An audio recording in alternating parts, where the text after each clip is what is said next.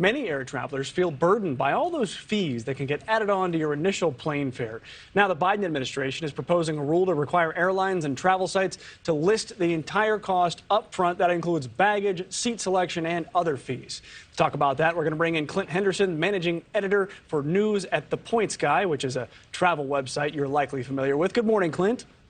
Good morning, Mitch. How are you? I'm doing great. I feel like this policy is aimed at in the general direction of Spirit Airlines, perhaps, maybe Frontier as well. Am I on the right track here?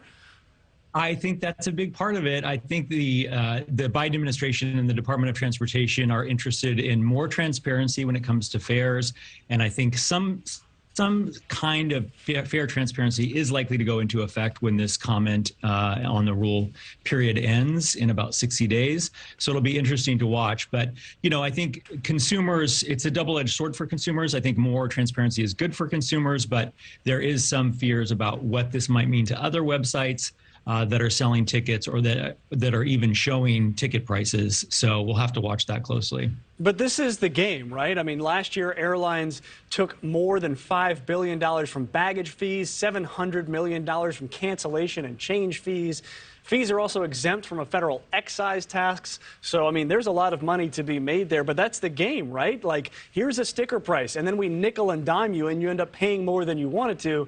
And the Biden administration is kind of trying to put an end to that.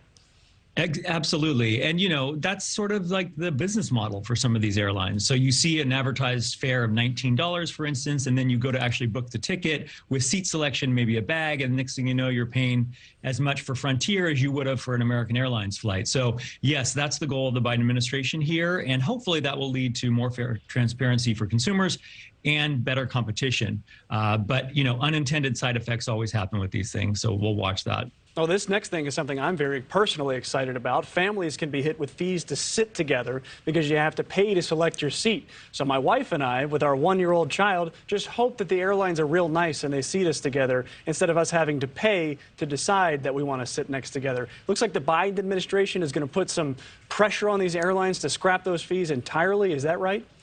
Yeah, I think that's the intention behind the DOT moves here. It's really unfair to families, as you know, to have to pay extra just to sit together. Most of the airlines will work with families and are not like trying to force families apart except in irregular operations. This wouldn't really counteract that, but I think the airlines are going to go along with some of these rule changes because they don't want something even more strict coming from Congress through legislation. So that's where this might end up, sort of halfway point. Now, this is kind of astounding. Just this year, 157,000 flights were canceled. That's more than 1.3 million delayed flights as well.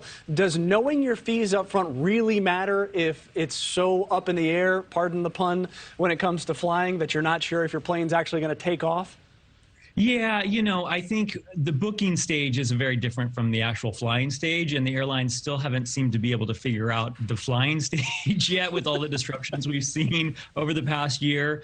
There is light at the end of the tunnel. I think by summer next year, things will improve. But for now, you just got to really watch your flights. You know, we say water your reservation. So make sure you're paying attention to flight changes, airline equipment swaps, delays, cancellations, weather. Have a backup plan, so know what other airlines are flying your route and be able to go to the airline and say, hey, put me on that Delta flight.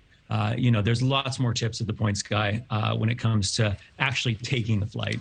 Breaking news on Morning in America. Airlines still working on this flying people thing. We'll get back to you on their progress. Clint Henderson, thank you for your time.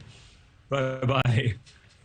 Thank you for watching. Go to newsnationnow.com to find News Nation on your television provider. And don't forget to click the red subscribe button below to get more of News Nation's fact-driven, unbiased coverage.